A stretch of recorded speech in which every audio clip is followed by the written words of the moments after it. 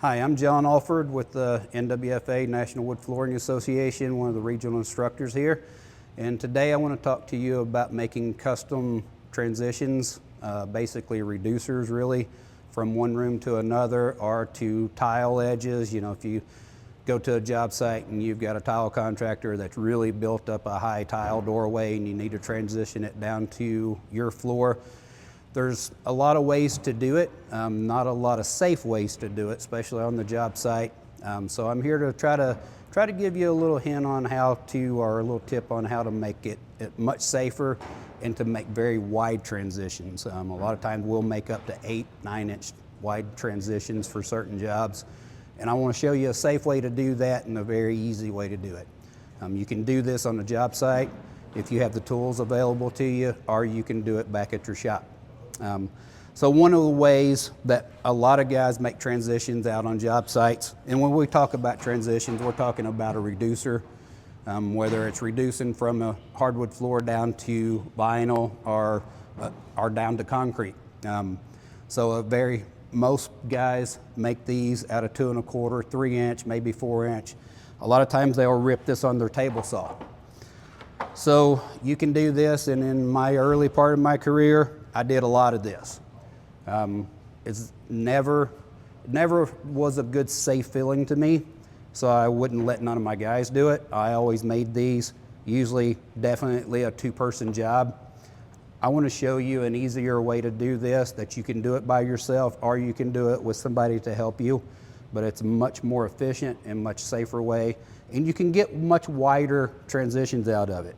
On a table saw like this, you raise this blade up 3 inches, you're only going to cut up this board maybe 2.5 inches on a 8 to 15 inch bevel.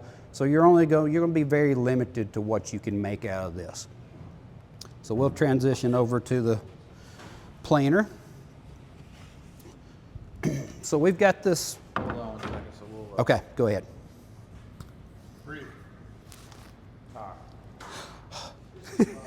So here we are at the planer. Okay, so here we are at the planer. So this is a job site planer. A lot of guys have these in their shops. Some guys take them out to their job sites. You could definitely, most guys don't, but you can take this out to your job site if you have a lot of these transitions to make. And the way that we set this up so that we can make this reducer is we actually install a stop block on one side. It needs to be a very straight edge. I did this because this is what the material that we had available to us. A lot of times I'll make this out of plywood just so it stays nice and straight. But if you're on the job site, you can use the material that you are using on a job site. So here we're using 5-inch American cherry, so that's what we're going to utilize. I have a stop block to be able to put my board against. And then I have a riser block on the other side, which is the same thickness as my material, that you can set it on, and it will actually create the bevel across your board. Now you can vary this bevel across this board by changing the thickness of the riser block. So what I mean by that is this is 3/4 of an inch. This is a 1/2 inch that I run one of these reducers through earlier. And you can see by where the pitch actually stops, the difference from the 3/4 riser block to the 1/2 inch riser block, that it changes your angle. So you can change it from anything that you want depending on what you're making. If you need this front side of this a 1/2 inch thick, but still a gradual incline on this, you can change this block underneath this to actually alter that pitch. So for all practical purposes and time, we're just going to do the 3/4.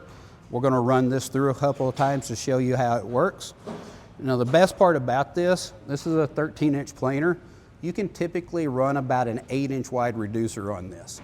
Any more than that, you're going to need something a little bit larger because you need the width of these blocks to be able to clamp them down, and this board not to hit that clamp as you're running it through.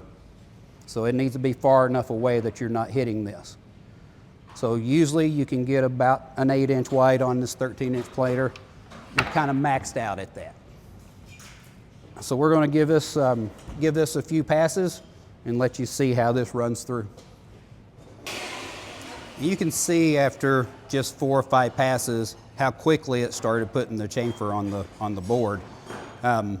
One thing I didn't mention before we started is you do need to hold this side down to make sure that it stays flat, at least until you get 3 or 4 passes through. Once the planer can actually put pressure on this flat part, it'll pretty well hold it. And this is something that you can pretty easily do on your own. I did have the luxury of having somebody helping me here. So, and you know, it's great to have more hands, but definitely want to keep that edge flat. And another thing that I always try to do on these transitions is maintain this groove so that you can actually tongue and groove it into an existing floor. So you always have this groove. If you need a tongue on the side, you can glue a slip tongue into this, and then you have a tongue side. So that's pretty much it. That's the easiest way that I know to actually make reducers, the safest way, and again, you can make some very large floor mat reducers with this. I have contractors now that call me for their tile jobs that I actually go out and make these. It's very profitable. You can make a lot of money just on making reducers. Thank you.